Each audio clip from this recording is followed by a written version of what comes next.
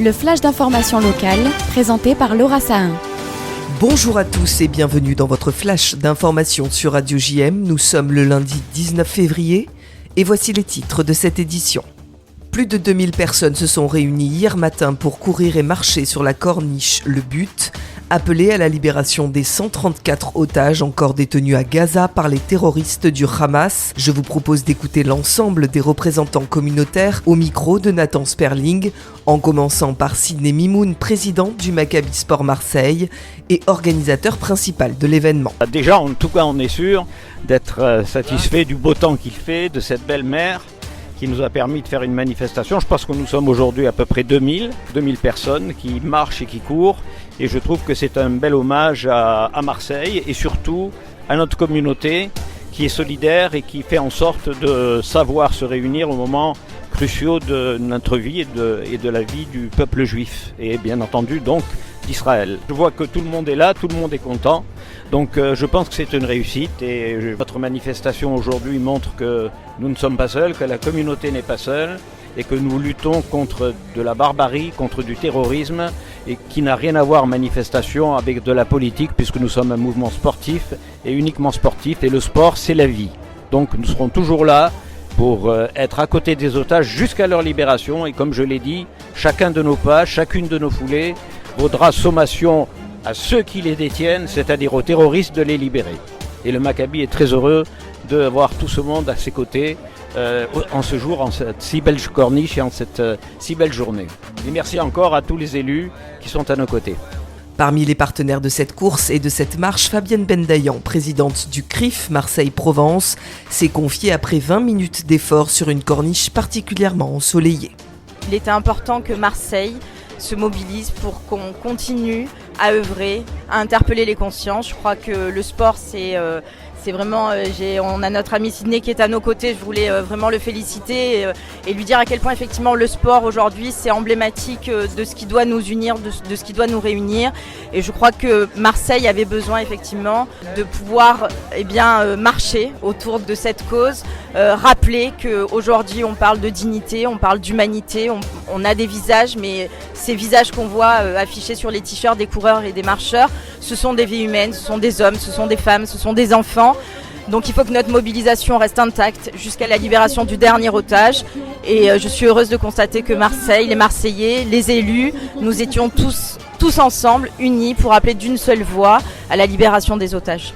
Lionel Stora, président du Fonds social juif unifié Marseille-Provence, a lui aussi rappelé l'importance d'un tel rassemblement. Avant tout, je voudrais féliciter le Maccabi et mon ami Sidney Mimoun qui a organisé cette marche et cette course qui réunit quand même 2000 personnes. C'est important d'être là parce qu'en tant que citoyen, en tant que Marseillais, pour que tout le monde sache qu'il y a encore plusieurs centaines d'otages et pour que tout le monde se mobilise pour qu'on ne les oublie pas et qu'ils rentrent rapidement à la maison.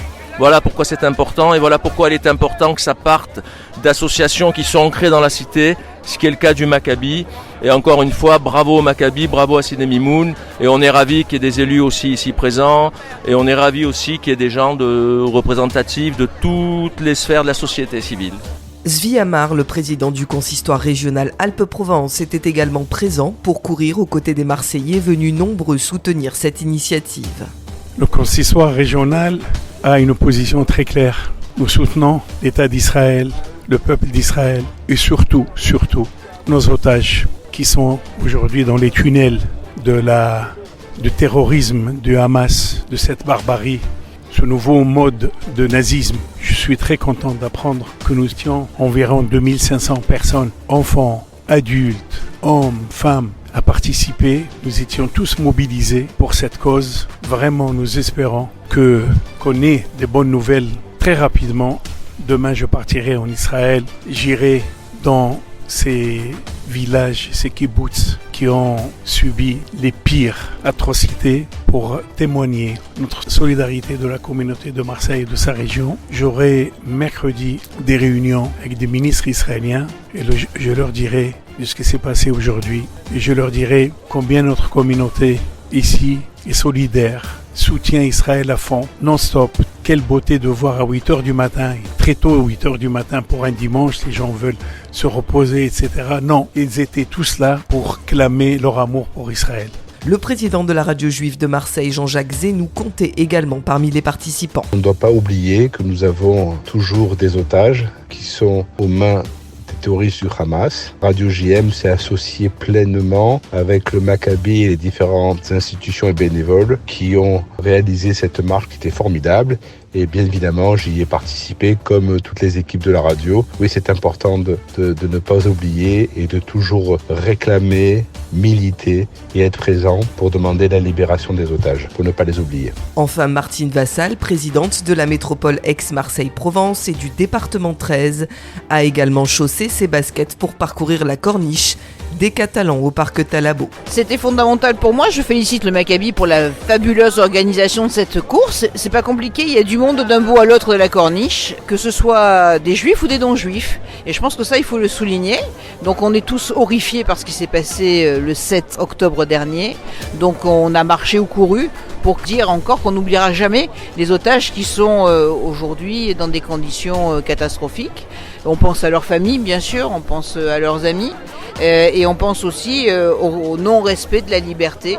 Prendre des otages, les utiliser comme bouclier humain pour pouvoir obtenir des choses, pour moi, c'est pas une guerre, c'est du terrorisme.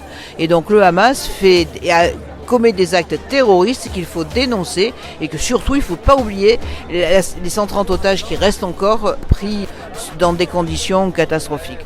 Donc c'est normal et chaque fois qu'il y aura une manifestation de ce type, à chaque fois je serai aux côtés de l'ensemble des otages qui ont été kidnappés. Notons également la présence de Ludovic Pernet, vice-président de la région Sud. Et puis par la suite, près de 40 000 personnes se sont ensuite réunies sur la corniche pour la première édition de La Voie est libre. La corniche piétonne sous un beau soleil. La ville de Marseille se félicite de ce lancement réussi. Ils estiment n'avoir pas obtenu satisfaction. Les agriculteurs feront à nouveau entendre leurs revendications aujourd'hui à Marseille. Le rassemblement est prévu à 10h devant l'esplanade du Mucem. Un cortège qui devrait passer par le Vieux-Port jusque devant la préfecture. Des tracteurs de tout le pays d'Aix sont attendus dans la cité phocéenne. Écoutez à ce sujet Romain Blanchard, secrétaire général adjoint de la FNSEA et administrateur de la FNSEA 13.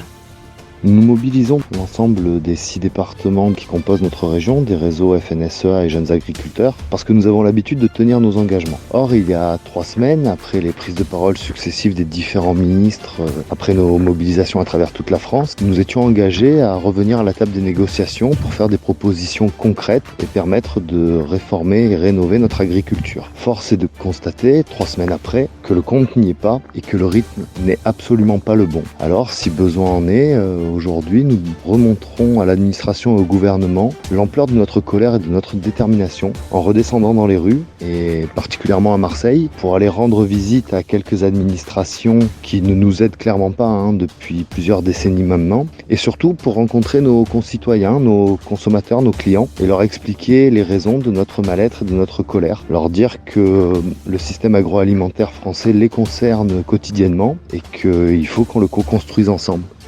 Une première subvention de 80 000 € a été votée en décembre dernier à destination de l'UNRWA à Gaza par la ville de Marseille. Une subvention qui a suscité de nombreuses polémiques, nous vous en parlions sur notre antenne, notamment après avoir appris l'implication de l'agence dans le pogrom du 7 octobre en Israël. Vendredi dernier, lors du conseil municipal, une deuxième subvention a été votée, cette fois-ci en faveur de l'UNICEF à destination des enfants palestiniens. Lionel Royer-Perrault, député Les Républicains et maire des 9e et 10e arrondissements de Marseille, s'est réjoui de ce vote, mais s'attendait à l'annulation de la première subvention en faveur de l'UNRWA. Sans succès, écoutez-le. Dans le débat, je ne crois pas avoir entendu Benoît Payan dire qu'il était prêt à suspendre le paiement de la subvention en attendant les conclusions du rapport Colonna. Et donc, c'est ce qui m'a quand même un peu interpellé.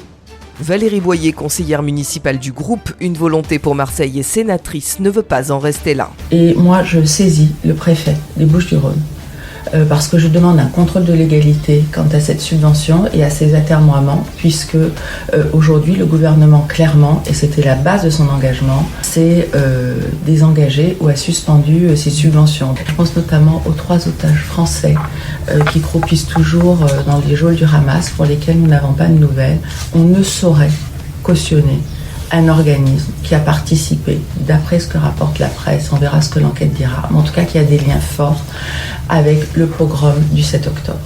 Par ailleurs, le maire de Marseille a affirmé vouloir attribuer une subvention équivalente en faveur des enfants israéliens victimes du pogrom du 7 octobre. Le CRIF Marseille-Provence s'est félicité de cette déclaration. Ce soir a lieu à Yavne une conférence avec Pug, créateur de la page Facebook Nation pour Israël. Une conférence nommée « Je pense donc je suis sioniste ». Écoutez l'organisatrice Audrey Cruciani, la responsable de Candle for Israel. Vous en avez marre d'entendre qu'Israël est un état d'apartheid et que les terres ont été volées aux Palestiniens. Alors, venez vous informer et comprendre avec un spécialiste de la question, Timothée Laribo. Son nom ne vous dit peut-être rien, mais vous le connaissez certainement sous le pseudo de Pug, créateur de la page Facebook Ces Goïs qui défendent Israël, renommée depuis Nation pour Israël. Alors, rendez-vous ce lundi 19 février à 19h30 précise à Marseille pour une conférence unique en partenariat avec le KKL et l'Agence juive. Info et Reza sur l'Insta de Candle for Israel ou au 06 11 22 42 63. Et puis Avi Assouli nous résume un Olympique de Marseille en petite forme. Écoutez notre journaliste emblématique. C'est incroyable de voir un OM qui doute à ce point, incapable de perturber les Prestois pourtant réduits à 10. La crise est palpable chez des Marseillais méconnaissables hier en Bretagne. Et encore une erreur défensive. Et le capitaine adverse, Lesmelou, qui hérite du ballon et qui marque à quelques minutes du coup de sifflet final. L'OM est à genoux et s'éloigne d'une place européenne, désormais 9e au classement. Et déjà, le Shakhtar Donetsk en Ligue Europa est attendu ce jeudi. On se demande bien comment cet OM-là, insipide et complètement dépassé, aura un mental assez fort pour se qualifier. Il a été si brouillon et sans talent dans son pauvre football, si terne et sans caractère. Comment va réagir le public marseillais pour un OM désormais en crise et dont les joueurs sont en plein doute? L'inquiétude est désormais générale. La météo aujourd'hui à Marseille est de 13 degrés ce matin et jusqu'à 18 degrés cet après-midi sur notre belle cité phocéenne. Et puis toute l'équipe de Radio JM et l'ensemble de la communauté juive à Marseille présentent ses condoléances à Claude Alali qui a perdu son frère Gilles hier.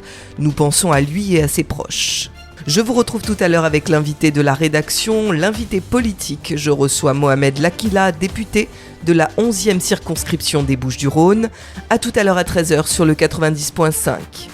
Tout de suite après ce journal, c'est l'Instant Mag. Saviez-vous qu'en Provence, il est possible d'observer le canigou?